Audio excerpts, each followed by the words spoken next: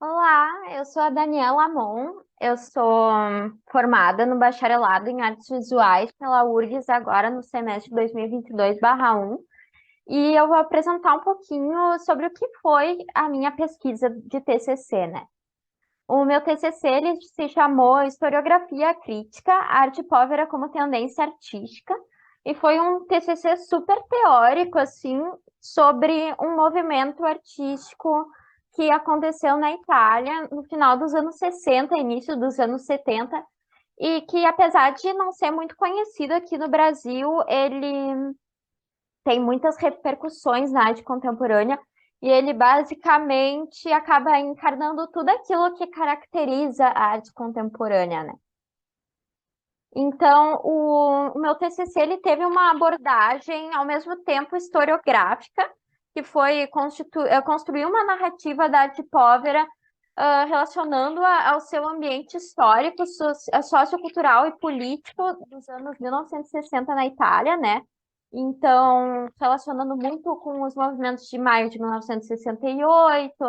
sobre as mudanças que aconteciam na sociedade italiana naquele período, que estava saindo de um período que era conhecido como o milagre econômico italiano e entrando num período de grande crise, né? Por outro lado, tem uma abordagem crítica, que é praticamente uma crítica da crítica, né? Porque eu analisei os diferentes momentos da articulação crítica do crítico que criou o termo arte povera, que é o Germano Cellant, e apontando para as incongruências e os pontos fortes do discurso dele em relação à poética dos artistas da arte povera. Então, eu fui comparando os escritos do Cellant com os trabalhos dos artistas, com o posicionamento dos artistas, os escritos dos artistas, para meio que tentar entender no que a teoria do Cellant dizia a respeito ao trabalho desses artistas que já vinham produzindo antes desse termo ser criado, né? E para fazer isso, eu utilizei muitas leituras de imagem,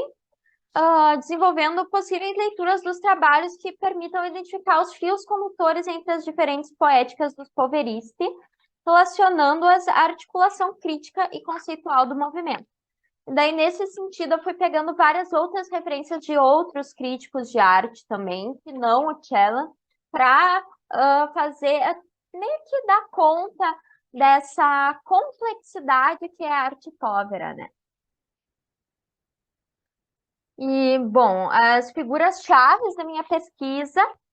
foram o próprio Germano Cellant,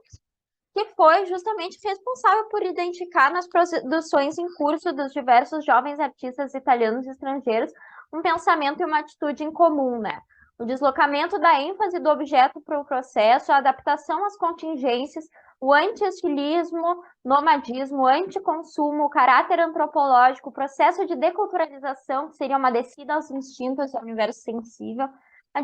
dissolução das dialéticas entre arte e vida, entre racionalidade e sensibilidade, entre teoria e praxis, entre natureza e cultura, e entre outras, né? E ele foi responsável por traçar essas relações entre a arte povera e a política, os movimentos de 1968. Mas, ao longo da minha pesquisa, eu fui me deparando com muitos outros posicionamentos, né? E então eu meio que cheguei à conclusão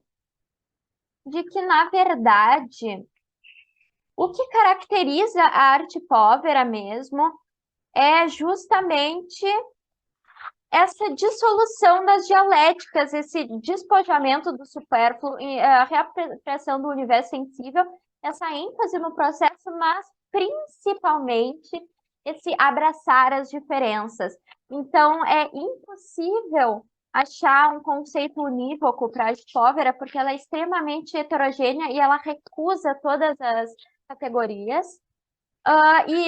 Seria muito contraditório achar um único conceito para a arte povera. Então, a